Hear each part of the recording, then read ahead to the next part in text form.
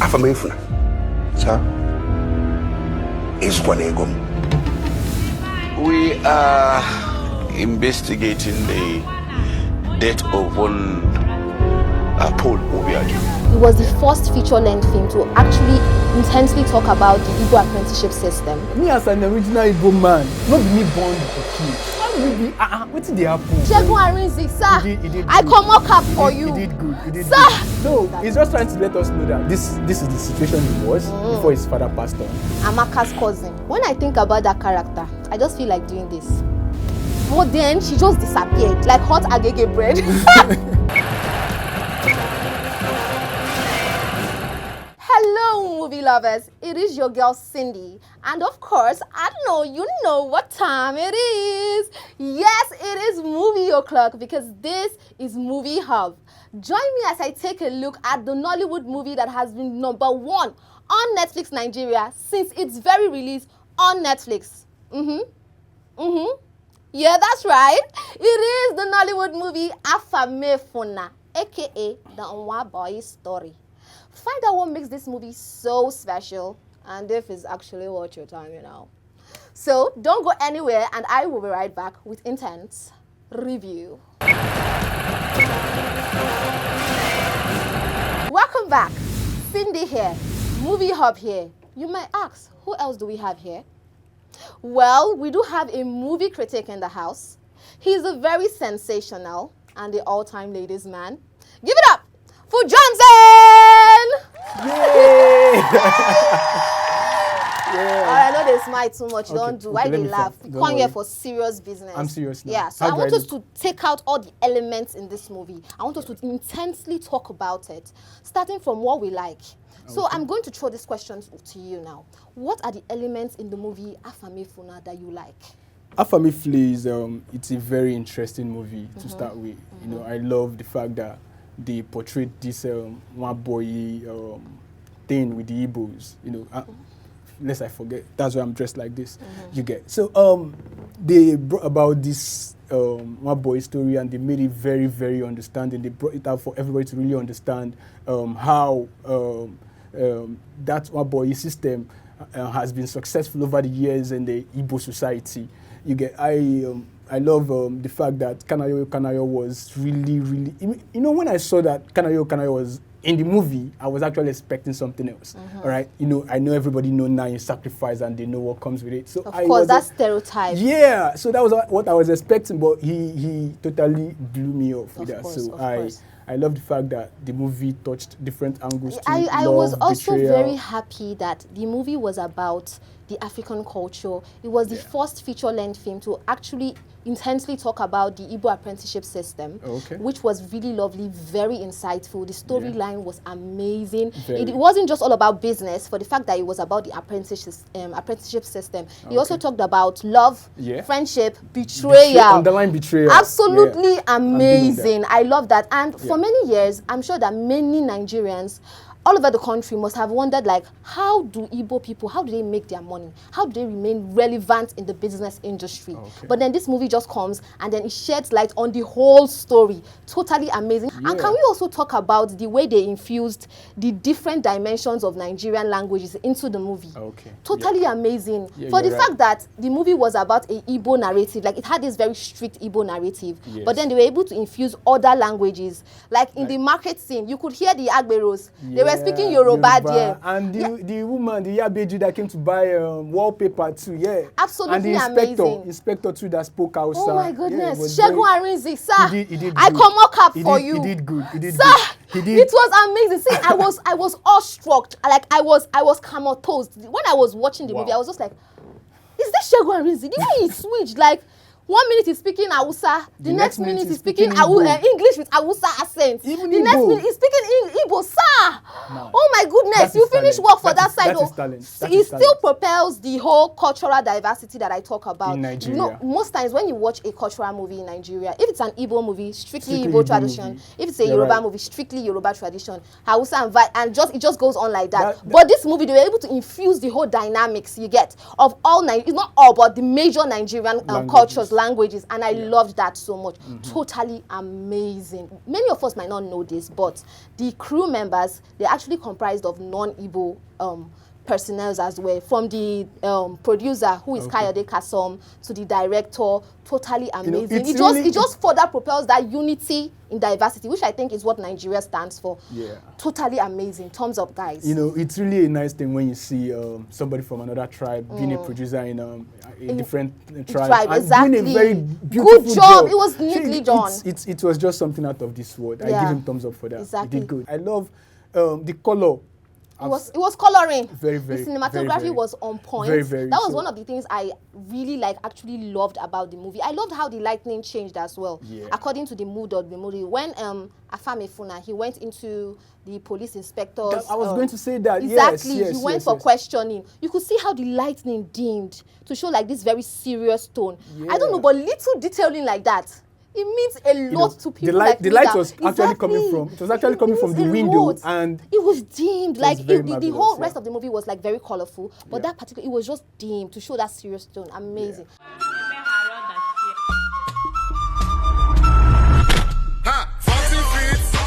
You know how you come to the whole of this plaza? That you come to Odogu and Sons, importer, exporter, international. That you know see what you like. Cha-cha. Can we also talk about the flashback technique?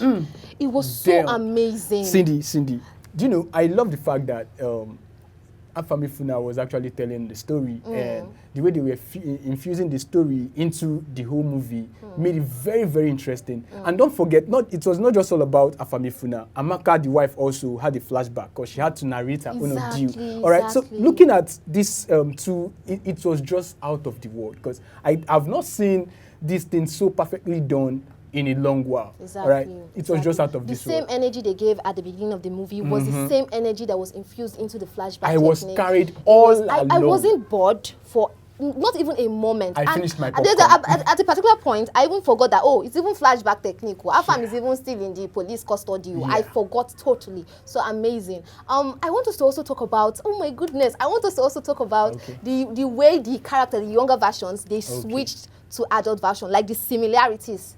It was absolutely amazing. See, I always have this fear when I watch a Nollywood movie, and then I notice that they use a flashback technique. I'm like, okay, with the old adult version, will they actually have like the same physical appearance, like the younger version? But these people, they pulled through. You know, when I was watching it, when I saw Afamefuna, the main character, and I was like, okay, let me see. They want to do flashback. Let me see how the younger version would look like. All the muscles, all the voice and all that. No, it was just out of this world. For them to, I don't know, the guy they perfectly selected the characters. They perfectly selected them. Paul, the younger version of Paul was just close to the original Paul. Not just Afam. All the characters, they had a particular similarity with their younger version, which was totally amazing. I loved it. Very interesting. Very, very nice. Let's give them the thumbs up, guys. Yeah.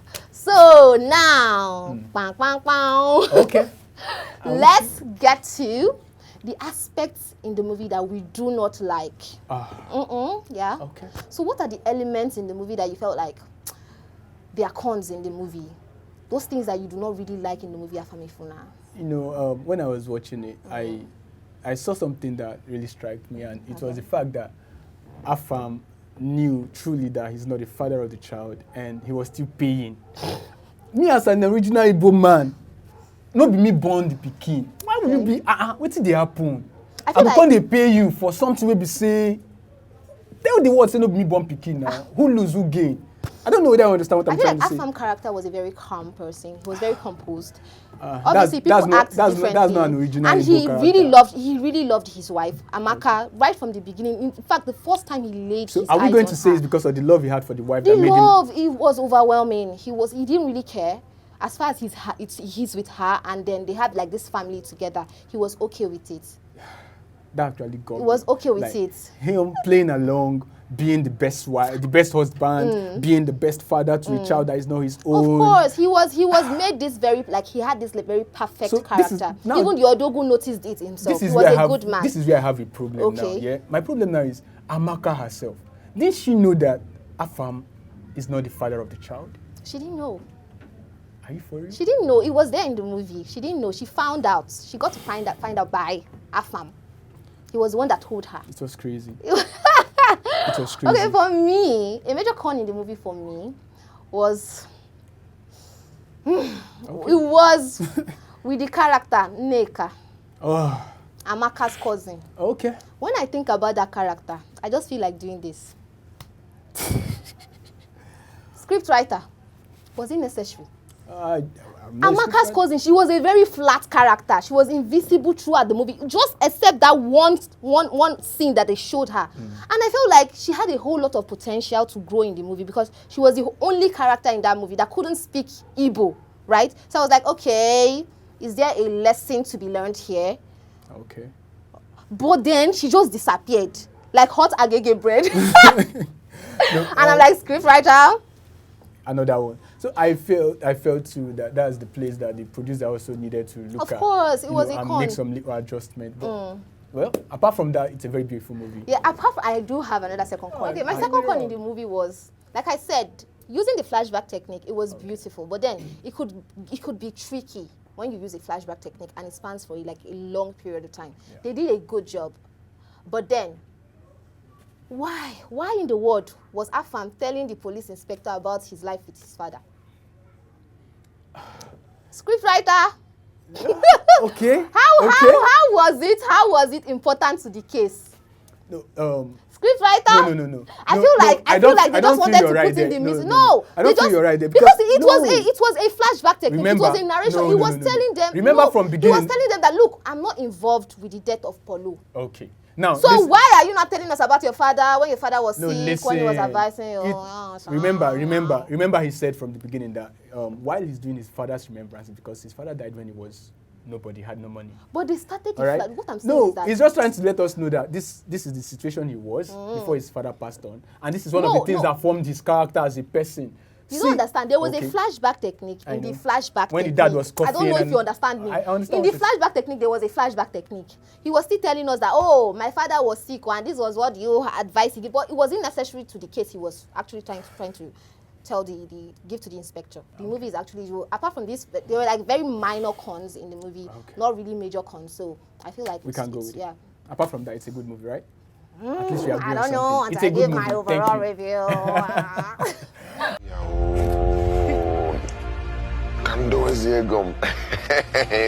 Once you agree to partner with the Danladi brothers, we will deposit the money into your account and things will take off from there.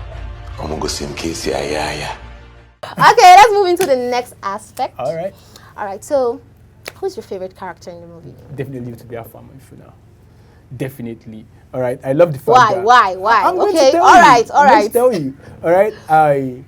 I saw a young man who wanted a life for himself.